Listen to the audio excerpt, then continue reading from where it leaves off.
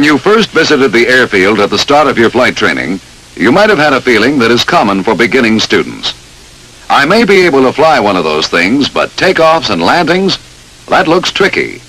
It isn't easy, but on the other hand, you know by now that it isn't as difficult as it looked that first day. To clear up any confusion that may still remain in your mind, we will spend the next few minutes... Why don't you lay off the chit-chat and just tell them we're going to show them how to get up in the air and back down again without busting nothing. If you'd give me a chance, that's just what I was coming to. We all read the title at the beginning of the picture. Let's go. Why did I ever let you in here? Okay, we'll go. Here is an airfield with the wind direction indicated. Traffic into and out of the airfield follows a definite pattern like this. We will use one runway for simplification. Each part of the pattern has a name.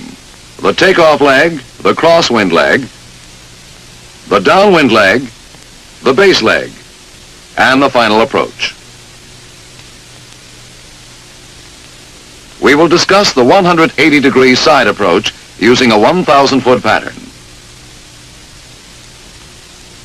Takeoffs are made into the wind to take advantage of the additional lift initially provided by the wind. After becoming airborne, you climb out on a straight ground track until you reach traffic pattern altitude. You make a 90-degree turn onto the crosswind leg, followed shortly by a 45-degree turn in the opposite direction, either level or climbing, to take you out of the pattern. On returning from your flight, you re-enter the pattern in a definite manner. Enter traffic at a 45-degree angle to the middle third of the downwind leg. As you approach at this angle, watch other aircraft in the pattern and time your entry so that you are properly spaced. Actual landing procedures start here, but we'll deal with these procedures later.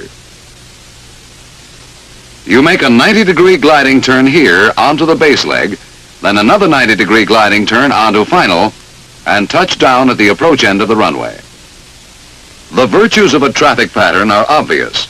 All traffic is moving in the same direction and at the same altitude. Planes can exit without interfering with incoming planes, and traffic can enter at an angle that gives an excellent view of planes already in the pattern. Now let's deal with the technique to be used in various parts of the pattern. First, takeoff. You have arrived at the number 1 position. You take off next. Set your flaps for takeoff. Now you set your directional gyro to the runway heading and cage it, and complete your pre-takeoff procedure. Taxi out and line up with the center of the runway. As you roll forward, adjust your pedals to make sure that your tail wheel is aligned with your direction of takeoff.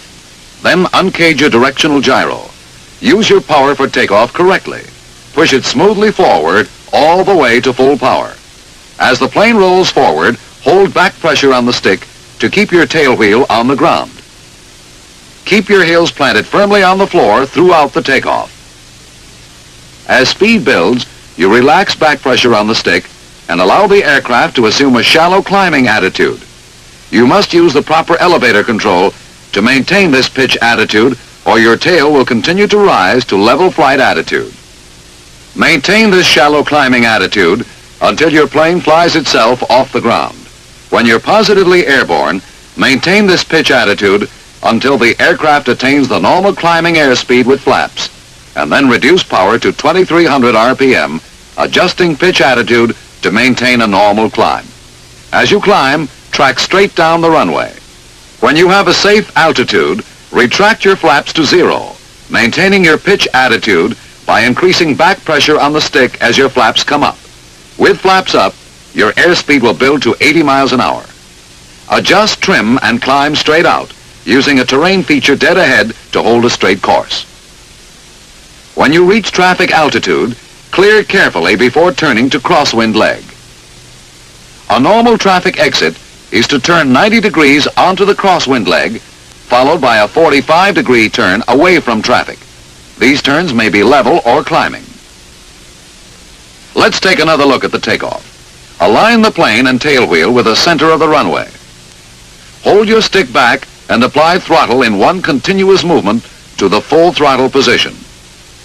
Engine torque will tend to turn you to the left, so use right rudder as needed to maintain a straight path. Allow your tail to rise after your rudder becomes effective. During the entire takeoff, your attention is outside the plane. Don't even glance at your controls or instruments. As you become airborne, remember this sequence. Adjust pitch to climb attitude. Reduce power to 2300 RPM. Retract flaps. Turn off auxiliary fuel pump. To simplify it, after breaking ground, think of pitch, power, flaps, and pump. Now let's have a look at the pattern that has to do with landing. As you fly in, check traffic in the pattern. If there is space for you, proceed. If there is not enough space, turn off. Circle back and try again when you see that you will not interfere with any other aircraft in the pattern. Now visualize your plane touching down smoothly. Direct all of your efforts toward bringing that visualization into reality. There is nothing new in the entire procedure. In your practice flights, you have performed everything that you will do in landing. Close your mind to everything else and hold only this picture in your mind.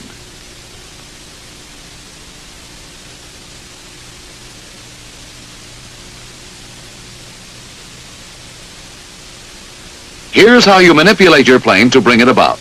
Make a 45-degree entry leg. From this angle, you can see other traffic very clearly. Make another 45-degree turn to downwind leg. As you level your wings, start your pre-landing check. Fuel selector valve on fullest tank. Mixture full rich. Carburetor alternate air to alternate air. Magnetos on both. Auxiliary fuel pump on. Primer closed and locked.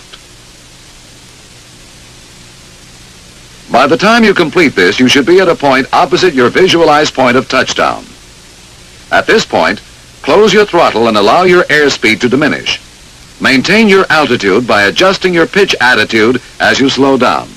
As your airspeed approaches 80 miles an hour, establish your gliding pitch attitude and lower 30 degrees of flap. Then, make a 90-degree turn onto the base leg and evaluate your ability to complete the landing. Use your judgment as to whether to use more flaps and how much more to use. If you're a little off in your approach, you still have time to correct. If you're way off, start a go-around. Don't attempt to correct the impossible. The tight turn you make to final will depend on how well you have positioned yourself.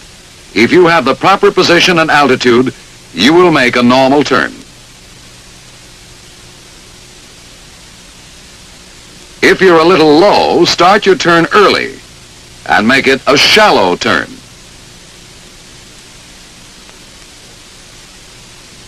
But if you are a little high, delay the turn and lose more altitude on base leg. Make a little steeper turn onto final. Remember, however, no matter how low or high you may be, maintain a normal gliding attitude throughout the base leg and final. Now, gliding in toward your touchdown point, time your round out by recalling what you've learned about landing attitude stalls. After aligning the aircraft with a runway, return the carburetor to ram filter air. Actually, the round out you use to go from this glide to a touchdown is a carefully timed stall. As you close in on your landing site, you change your pitch attitude at just the right rate to make three things happen at once. You assume a 3-point attitude, stall the aircraft, and contact the ground. When those three things happen at once, I heave a big sigh of relief. It's not easy being a bird dog at a flight school. Oh, come on, bird dog. It's not as bad as all that. Yeah, I deserve a tour in Hawaii. Anyhow, you said two real good things so far. Close your mind to everything except that mental picture, and remember what you learned about glides, turns, and stalls.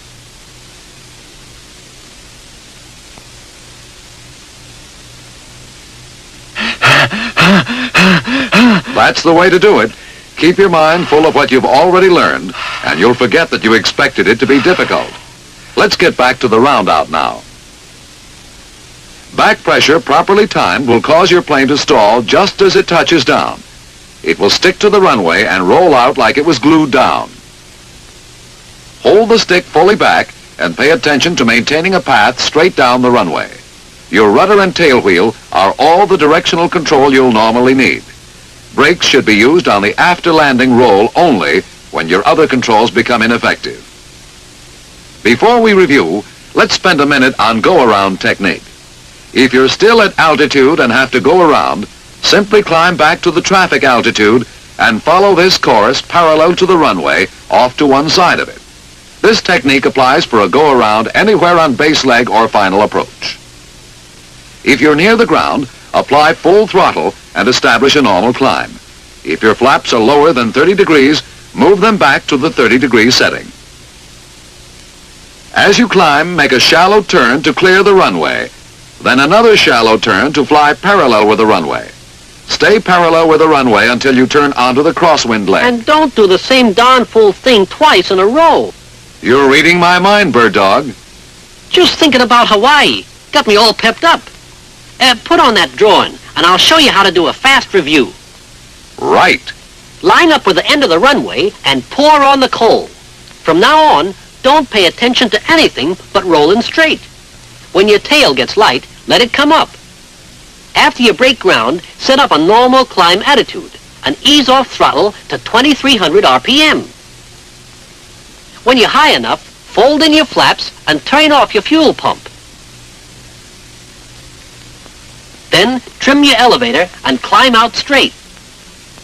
After you're clear, turn onto crosswind. Check everything, then turn out a pattern. That's a takeoff. For a landing, look for other planes, wind direction, and everything else that can affect you. Make a 45 and continue to keep looking around.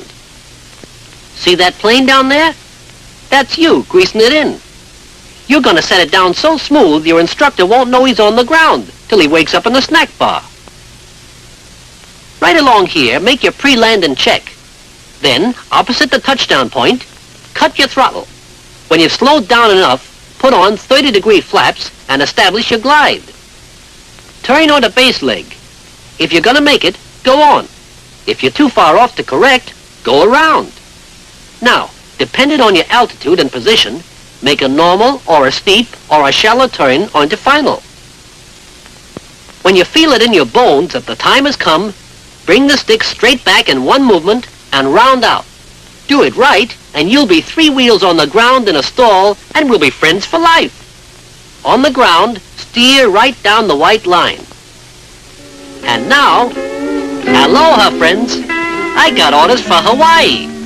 You can't leave now, Bird Dog. We've still got another picture to do. I can see them grass skirts waving now. It's on forced landing. And the surf at Waikiki. Forced landings? That has to do with my life and limb. Count me in. I'll be here.